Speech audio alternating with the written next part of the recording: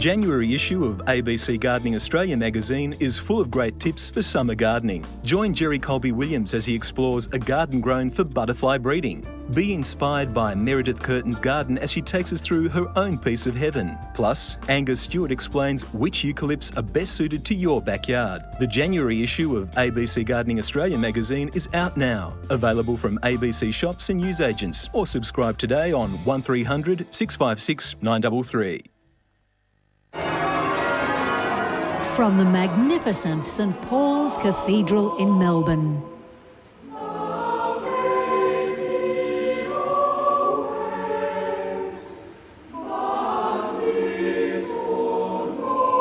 Share the joy of Christmas with Carols from St Paul's, 7:30 Monday. It's the night before Christmas. Seeing as it is a special occasion, I thought we'd do something quite special. There'll be entertainment, decorating to be done, and collectors with a Christmas theme. What's the first toy you can remember from your childhood? Good question. Collectors Christmas Special, tomorrow night on ABC. Santa's little helper is on the loose. He was a young chap in a blue woolly hat carrying a rucksack. This Christmas they're going to deck the halls. They call them angels. They're going to drop in on old friends. Dear Santa Samuel. And they're going to bury the hatchet. I hate to worry, Phil. We seem to be working rather well together. I was hoping you hadn't noticed. It's the season of goodwill to all men. I'm your biggest fan. It's a double bill. 8:30 tonight on ABC. Avoiding the local village dance, Doc Martin is in for a shock tonight when he makes a house call.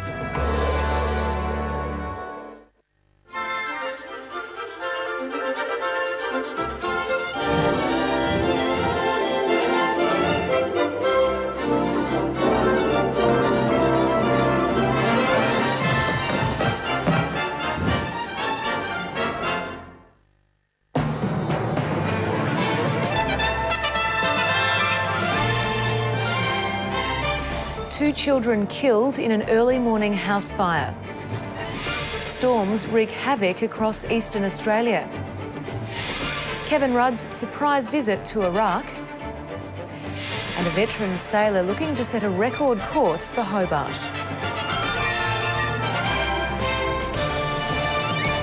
Good evening, Tamara O'Dine with ABC News. Two young brothers are dead after a fire destroyed their Sunbury home northwest of Melbourne this morning. Firefighters and neighbours tried in vain to save the lives of the 5-year-old boy and his 2-year-old brother. Caroline Keenan reports.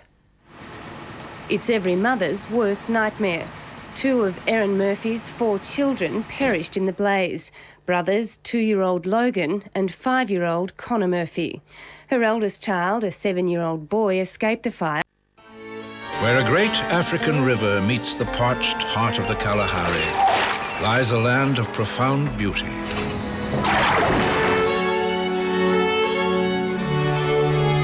There is no other system quite like it on Earth. The Enchanting Kalahari, 7:30 tonight. Wednesday. I'll just check my diary. Spend the night in with friends. There's My Family at 8. They're doing Annie. You know, the sun will come out tomorrow. Yes? The Complete Guide to Parenting at 8:35. Then... Do me a favour. It's a flaming bookshop. Of course we got Jane Austen.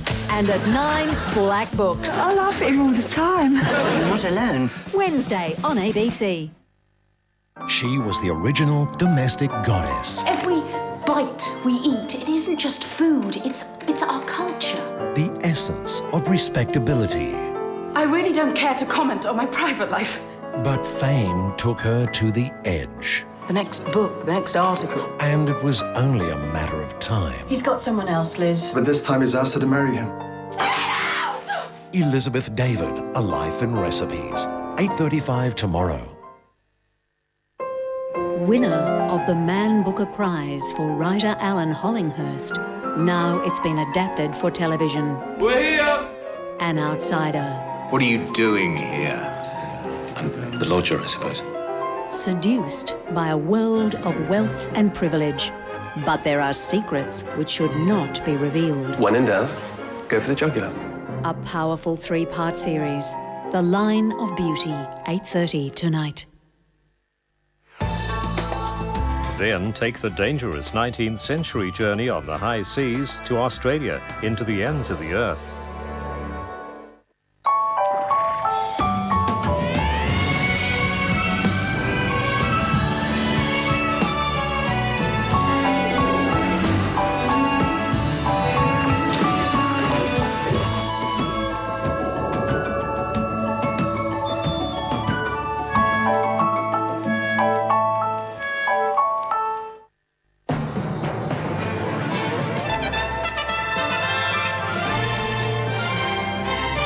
Conquering the ditch, the two adventurers' epic journey comes to an end.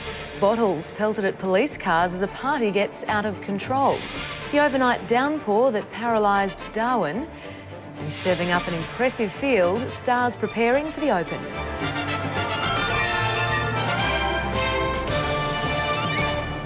Good evening, Tamara O'Dine with ABC News. The Australian paddlers James Kayakers and Justin Jones have completed their epic voyage to New Zealand. They stepped ashore on shaky land legs just before midday today, completing a torturous 62-day journey. The pair can claim the distinction of being the first kayakers to achieve the feat. Previous paddle crossings were made by rowboat. The ABC's Peter Lewis was among the thousands of people who welcomed them ashore at New Plymouth. 1 million Australians cross the ditch every year for business and pleasure, but few get such a kick out of getting here as these two. James Kayakers at the front of the kayak and Justin Jones supremely relieved to have finally made it safely to New Zealand the hard way. All the way in, we've just been buzzing. We've hardly slept and we're just so excited to be here. Their epic journey captured the imagination of people on both sides of the ditch. Kiwi kayakers were up at dawn to escort them in their final dash to the finish. As they surged closer and closer, they showed no apparent signs of fatigue or debilitating effects of being confined in these cramped quarters. Given the very character-building seas and winds they've faced over the past 2 months, which at one point virtually had them going backwards towards Australia, today's conditions off the Taranaki coast were far more hospitable. Light nor'westerlies and slight seas, and for once, the current heading in the right direction. I just can't believe that we've actually finally made it after, we were meant to be 2,000 kilometres, but we took a detour in the middle and it's just, what the hell was going on there? All the pain seemed to evaporate the moment the pair helped one another out of their 9-metre kayak and into the arms of loved ones at the water's edge. You're an amazing man. You're an amazing man. And there was time too to consider the family of another young Australian adventurer, Andrew McCauley, who perished a year ago in the final stages of his own solo kayak Trans-Tasman crossing. We said a number of times how strong you'd have to be out here by yourself. Amazing guy. Amid the euphoria of such a stunningly successful mission, it was perhaps a sober reminder that while courage and determination are mandatory for anyone attempting the difficult and dangerous, high demands are also made of those they leave at home. Which is why their loved ones must have shuddered when they heard the two Tasman conquerors already talking about teaming up again for another big adventure. Peter Lewis, ABC News, New Plymouth. Labor solidarity will be tested again tomorrow when the nation's treasurers and health ministers meet in Brisbane. New South Wales is already agitating for a lion's share of the federal cash to cut surgery waiting lists, though today the federal treasurer was more concerned about cuts to bank fees to promote competition among home lenders. Between rising rates and insatiable states, Wayne Swan's about to learn why the Treasurer's office is the loneliest in government. His skirmish with the banks for nudging interest rates up shows no sign of relenting. We want to make sure that the banking system works for Australian families, not against them. He'll start by trying to demolish barriers to competition in the mortgage market, reviewing the fees banks charge on customers trying to take their loans elsewhere. I've asked for a report from the Treasury and I'll be off talking to the banks in the next few weeks about putting forward a range of reforms which make the market more competitive. The spirit of competition sizzling between the states, tomorrow Wayne Swan will lead talks with treasurers and health ministers over reform of financial grants and the carve-up of the $150 million Kevin Rudd's promised to blitz surgery waiting lists. We want to have an impact on that as quickly as we can. It's an opportunity we want to seize. In a move likely to fracture harmony in Labor ranks, New South Wales has called for a population-based share and for the Commonwealth to cover a wider range of surgery. That should include dental patients.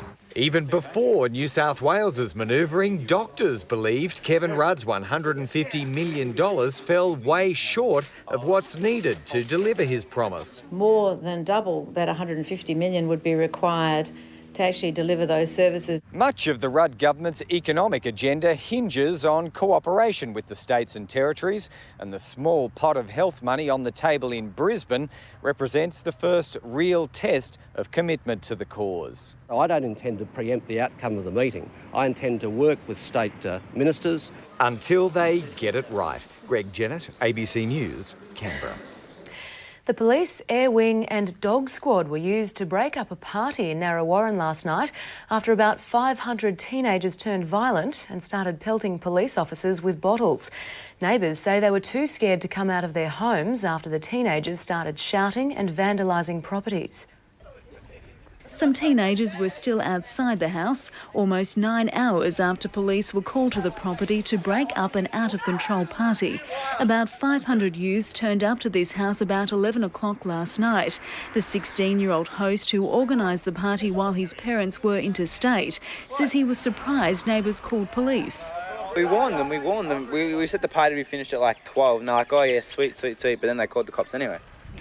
Neighbours say they woke to the sound of smashing glass and loud shouting. Ross Lighton was at home with her 2 grandchildren and says she was too frightened to go outside to see what was causing all the commotion. Well, we was all sort of on tenterhooks because we didn't know what was going to happen next, especially when the bottles were started flying. Hundreds of kids, large groups coming up and down the street, and they were basically throwing bottles, smashing things, picking bricks up and smacking them against the lampposts. When police arrived, the group then turned on officers, throwing glass and metal stakes at police, cracking a car windscreen. It was outrageous, and certainly I've been in contact with the parents today. They do not condone what happened last night. Police believe the party got out of control when a large group arrived from another party just a few streets away. Officers estimate about 500 drunken teenagers spilled onto the street, with most underage. It just was out of control, just didn't quieten down for a couple of hours. No one has yet been charged. Vicky Jardim, ABC News, Melbourne. Anti-desalination protesters have confronted the Water Minister Tim Holding at a function near Wilson's Promontory today. Mr Holding was met by the demonstrators at the official opening of a new sewerage system for Waratah Bay. The Victorian Water Minister Tim Holding knows better than to step into this patch expecting a free lunch. He was at the coastal hamlet of Waratah Bay to officially open a $3 million sewage and wastewater treatment plant for the town and its caravan park. But a small group of protesters with their children in tow took the opportunity to voice their concerns about a water project of much bigger dimensions. Police and security held the protesters back, but the minister agreed to meet them at the gate. They want the government to delay the construction of its $3 billion desalination plant at Wonthaggi until the results of an environmental effects study are released. But the project will go ahead whether or not there's anything else to find out. That's our concern. It's just going to destroy the environment and it's going to pump out toxic salt and brine. The Your Water, Your Say group says there are other ways to boost Victoria's water supply. If everybody decided to buy a tank and collect the rainwater, I think that we could quite easily solve the problem. This plant will consume an enormous amount of power, and even if they say it's green energy, that green energy should be going to reducing our carbon emissions now. Ultimately, the government has to complete the projects which are very important for providing that water security for Victorians. After half an hour, the minister decided he'd heard enough, but didn't walk away freely. Mr Holding, what are you going to do about all the dead penguins? There aren't any dead penguins. There will be after you do this desalination plant. Construction of a seawater sampling plant for the desalination project will begin at the Williamsons Beach site next month. Kelly Lazaro, ABC News, Waratah Bay. A week after Cyclone Helen left its mark on Darwin, the city is again awash after a massive thunderstorm overnight. Almost 250 millimetres of rain fell on the city, cutting roads and catching motorists by surprise.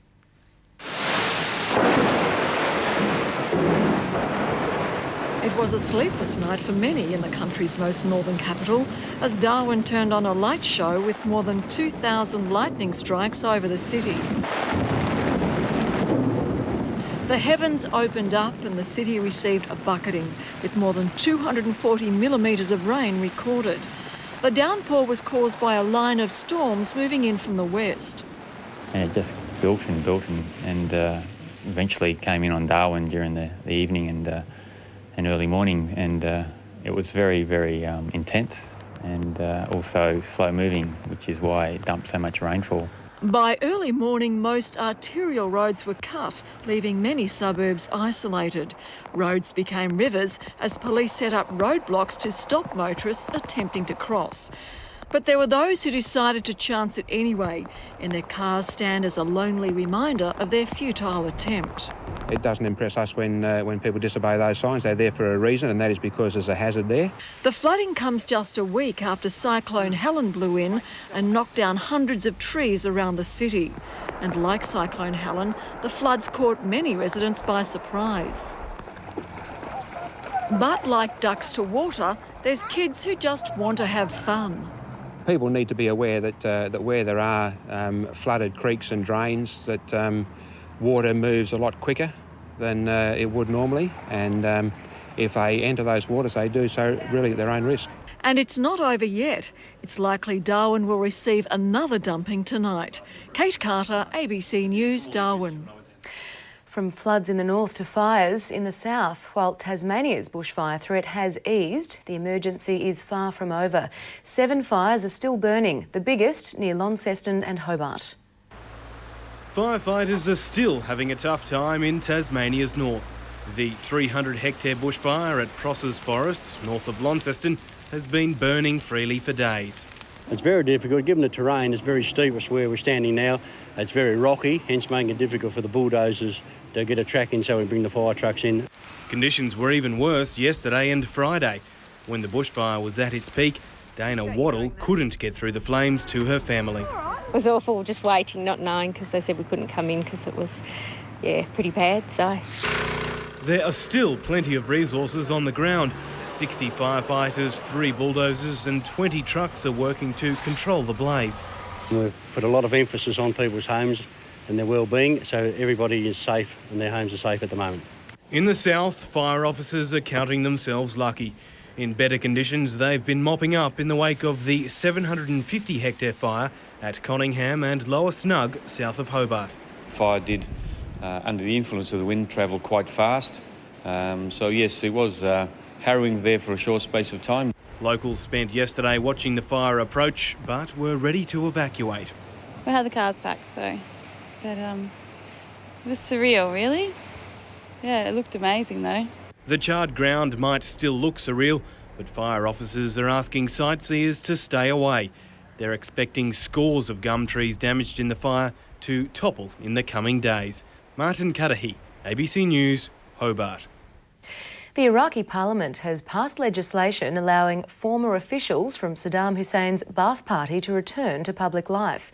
The mainly Sunni party was declared illegal after the American-led invasion of 2003. Thousands of its members lost their jobs, a move that was later blamed for much of the collapse in public services and law and order. Speaking in Bahrain, the US President George W. Bush said hope was returning to Iraq. It's an important step toward reconciliation. It's an important sign that the leaders of that country understand that they must work together to meet the aspirations of the Iraqi people. The US had been urging Iraq's Shia-led government to approve the move as a way to reach out to minority Sunni Arabs. A Macedonian army helicopter has crashed, killing all 11 soldiers on board. The chopper went down as it prepared to land southeast of the Macedonian capital, Skopje. The soldiers were on their way home from the EU-led peacekeeping mission in Bosnia. It's not known what caused the crash. Taiwan seems headed for closer relations with China after a landslide election win for opposition parties. A coalition led by the Kuomintang picked up 86 of Taiwan's 113 parliamentary seats, promising more cooperation with Beijing. It's a humiliating defeat for the party of President Chen Shui-bian, who now looks certain to lose his re-election bid in March. China correspondent Stephen McDonnell reports. Supporters of Taiwan's opposition Kuomintang partied into the night after it secured a massive two-thirds majority in parliamentary elections. The KMT is now clear favourite to win the presidential election in March, which would make its candidate Ma Ying-jeou the next leader of Taiwan. In the past 8 years, people have suffered. It's time for a revolution. People have given us power, but we have to seize the opportunity to use it well. The election result was an emphatic defeat for President Chen Shui-bian. His Democratic Progressive Party won only 27 seats in the 113-seat legislature. He described it as the worst setback in his party's history. I should shoulder all responsibilities. So I officially announce here that I resign the party chairmanship. The election result is a major blow for those who want Taiwan to formally declare independence from China. With its huge parliamentary majority, the KMT can now push ahead with its stated goal of establishing closer ties with the Chinese mainland. The Chinese Communist Party will welcome this resounding victory by its one-time Civil War enemy, the Kuomintang, while the KMT is not about to declare complete reunification with mainland China. There will be a thawing of relations. The Kuomintang, which once ruled Taiwan as a one-party dictatorship, now has to convince voters that it won't abuse its power if it also wins the presidential election.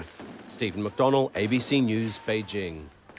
You're watching ABC News Victoria. The headlines tonight: Australia's history-making kayakers given a hero's welcome. Police cars pelted as a teen party gets out of hand. And still to come, why Michael Clark refused to walk.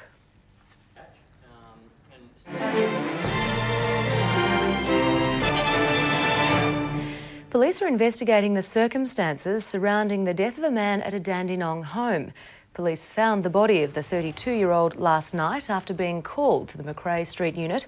They're examining a possible link to a burglary at the property.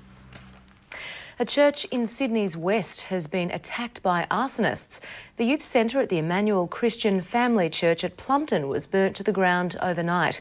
The attack has horrified parishioners who belong to the Assemblies of God Pentecostal movement. During Sunday prayers, the church pastor was trying to stay positive. Lord, we are not discouraged, Lord. We're a little bit numb this morning, but Lord, we're going on. Just 9 hours earlier, the church's youth centre next door was burning down. This is all that remains. Police believe it was arson. The building, as you can see, has been completely destroyed. But God has brought something beautiful out of the ashes. Barbara Taylor has been the church pastor for the last 30 years. I don't even know anyone who hates us or has wants revenge. In the youth centre, volunteers regularly gave Bible readings to children and served them hot meals. I just can't believe it's happened, because why would someone want to stop these children having a wonderful time? There's nothing to be gained inside the room itself, the hall itself. There's nothing of particular value in there. Operators of this facility say they intended it to reduce youth boredom and crime in the area, but ironically, police suspect young people are responsible for the attack. Police also believe the same people broke into another building in the church grounds, drawing graffiti inside. The information and the likelihood is that it may well have been persons of a young nature that have certainly done the graffiti in the building next door. Pastor Barbara Taylor has this message for the vandals. We forgive you and we love you, and we pray that you will repent and change your ways. Forensic investigators are examining the scene. Simon Palin, ABC News, Sydney. To sport, and the year's first Grand Slam, the Australian Open, starts in Melbourne tomorrow. So today, the top players were fine-tuning their preparation.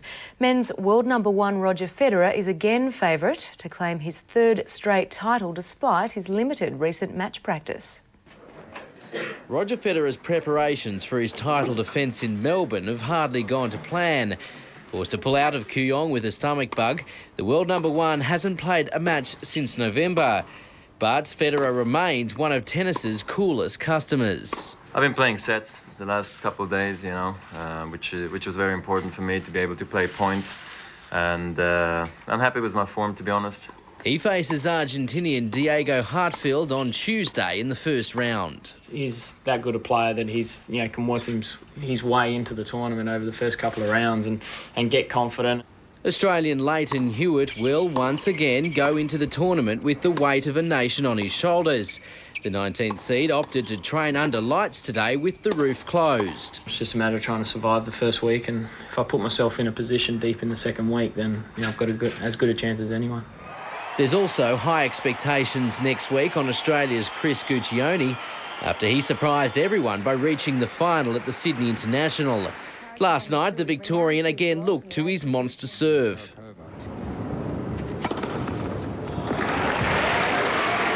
But his opponent, Dmitry Tursunov, gave as good as he got. Guccione kept pace with the more fancied Russian, but during both the first and second tie breaks, the Australian lost his nerve.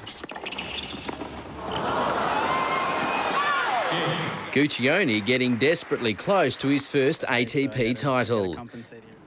Justine Enna was back on Rod Laver Arena this morning for the first time in 2 years. I'm feeling healthy, I'm feeling happy, so it's just a great feeling to be here again. Enna starts her campaign tomorrow against Aiko Nakamura. Ryan Van Harlen, ABC News, Melbourne. The Australian batsman Michael Clarke says issues surrounding his sportsmanship in the Sydney Test have been settled through a phone conversation with the Indian captain. Clarke says he regrets his actions and is confident that cricket, not controversy, will highlight next week's Perth Test. Michael Clarke was sporting a new look minus the flash-dyed hair at his team's first training session in Perth. But will there be a changed Australian attitude next week? I'm 100% positive that this test match will be played in the right spirit. There will certainly be fire in the guys' bellies, as there has been throughout the one-day tournament. Actually, as there has been every time we play India. Clarke says he regrets standing his ground after being dismissed first ball in the Sydney Test, but maintains his actions weren't malicious. It was more shock and disappointment, to be honest, more than anything else. Clarke says a phone call to the Indian captain, Anil Kumble, has settled that issue. The drama surrounding Brad Hogg won't go away. He'll face a racial abuse hearing on Monday night for allegedly calling two Indian players bastards. Matthew Hayden batted today for the first time since injuring his hamstring. The West Australian Chris Rogers has been added to the squad as cover. He scored 60 in the recent tour match in Canberra. The Indians arrived in Perth today. They also have selection issues, including a decision on whether to play controversial spinner Harbhajan Singh on what's expected to be a pace-friendly pitch. When we go there, we'll see. But are you hopeful that you'll actually get a game?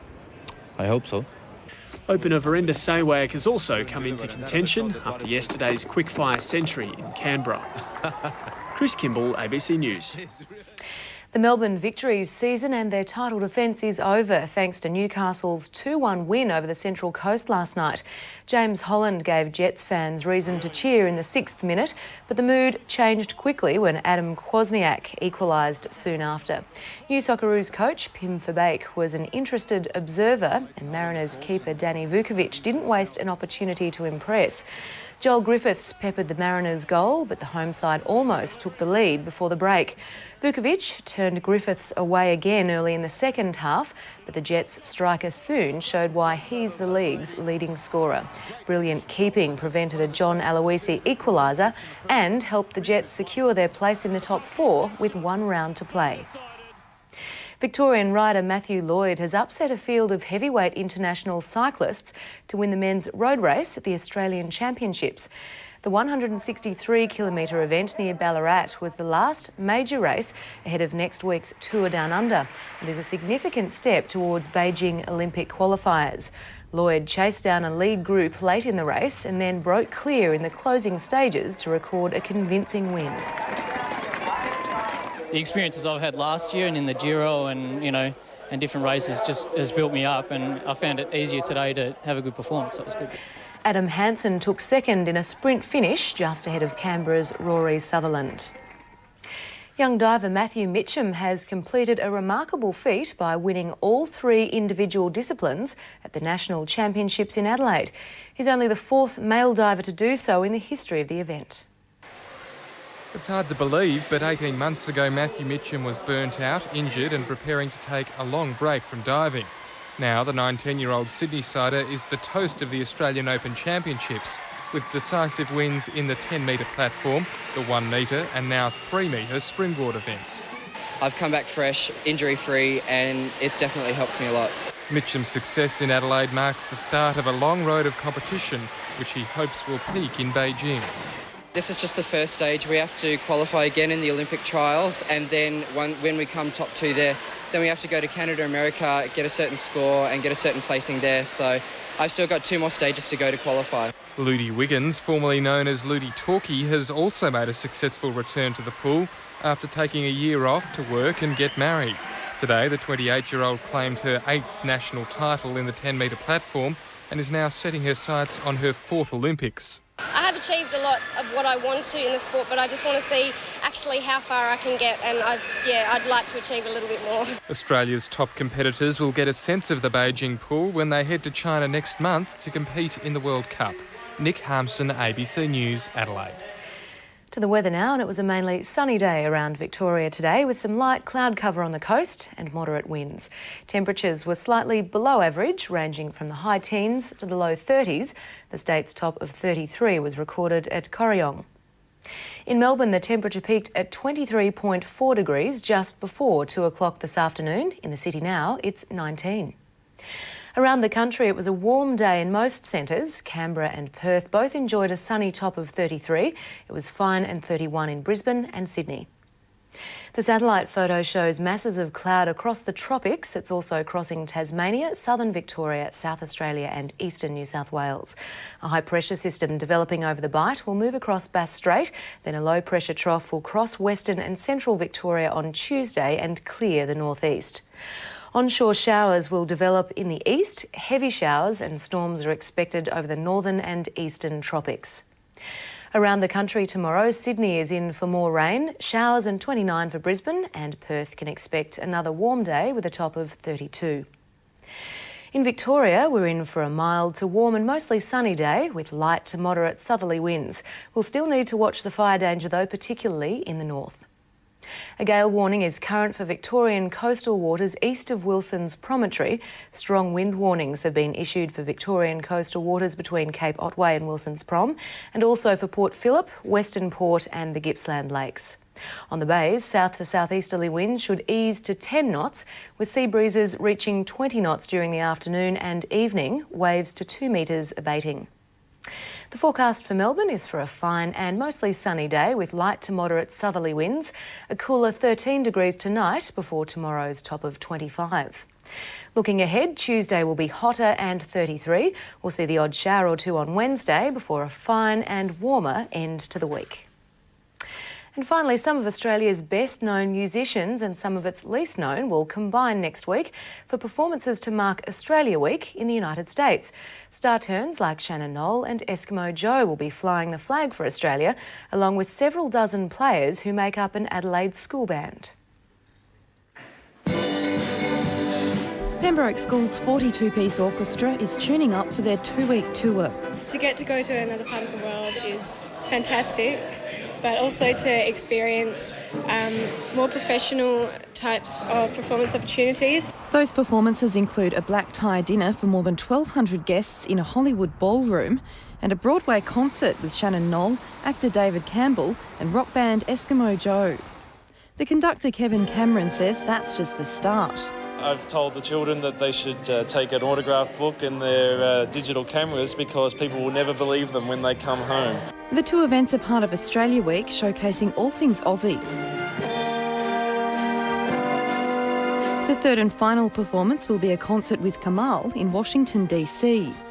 It's not the first time the orchestra has jetted overseas. Oscar Russell was among those who toured China 2 years ago. I think that's going to be one of the biggest things for me, seeing the stark difference between, I guess, what we associate China with and what we associate America with. In the meantime, there are the logistics of getting everyone and their instruments to the US. The simple answer is sheer persistence and a good measure of good luck as well. The orchestra leaves on Tuesday. Rebecca Bryce, ABC News, Adelaide. And before we go, here again are tonight's main stories. 2 Australian kayakers conquer the Tasman. Police cars pelted as a house party turns wild. And mopping up in Darwin after some of the heaviest rains on record. And that's the latest from the ABC Newsroom. Have a great week. Good night.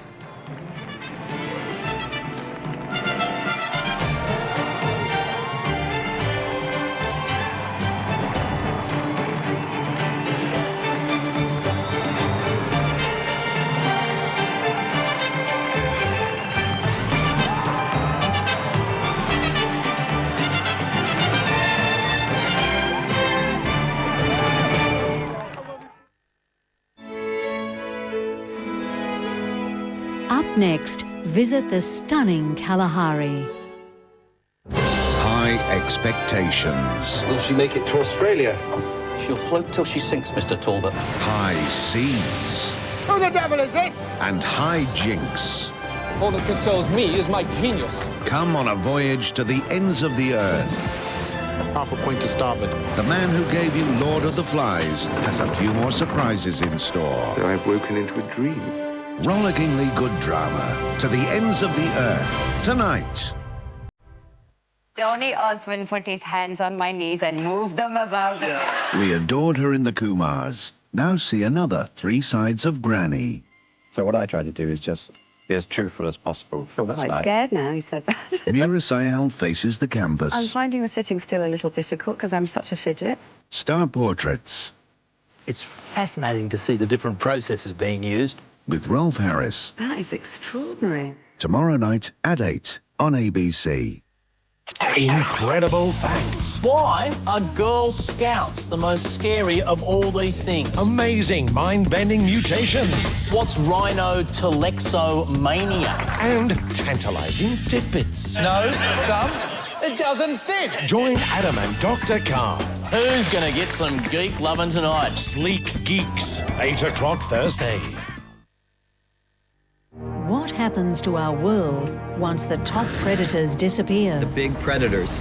In their absence, their prey began wreaking havoc. Why are we so fragile once our enemies are no more? We have lost about 90% of all large fish throughout the world. Once we asked, can we live with them? We're now asking, can we live without them? 8:35 Tuesday. Strange Days on Planet Earth on ABC.